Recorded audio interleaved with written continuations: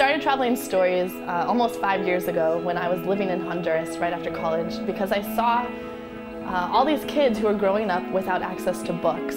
While I was living in this town, I myself didn't have access to books. And so, that motivated me to get books and provide them to my students. And then I got to watch them fall in love with reading for the first time.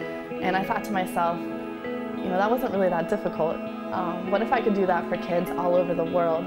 And if I helped kids discover a love for reading for the first time, what implication would that have on the whole world?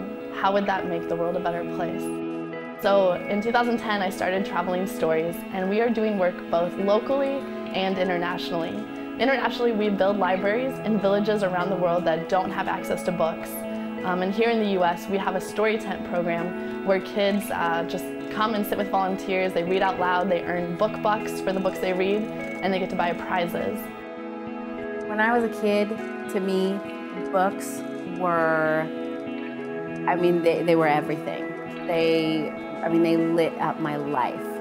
When I was doing research about Emily and Traveling Stories, was one of the things I looked up, and it was the Department of Education. Their latest stat was that 32 million Americans don't know how to read, and that's a shame.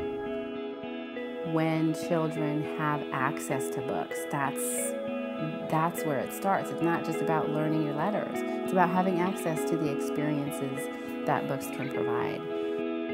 Traveling Stories is kind of genius because it allows a community to take ownership of a public library, and it sets up right in the middle of things so that reading is not something separate from life where you go to a separate place and sit somewhere and everybody's very quiet, but it's this really interactive thing that can be embedded in a community. Hi, my name is Malaika and I come to the story tent every Saturday. I like it because reading is, it makes you educated and it makes your imagination go wild and you can imagine whatever you want. Every single volunteer that comes here will probably learn a lot about this place because this place is the best library in the world. There are a lot of streets out there that need what Traveling Stories is doing. There are a lot of cities, a lot of communities, a lot of children, a lot of families that need this help.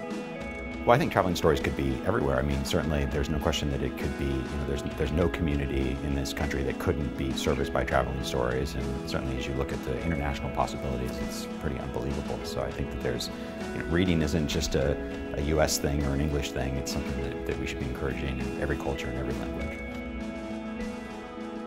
Today I want to invite you to write yourself into the story because I believe that together we can outsmart poverty one book at a time.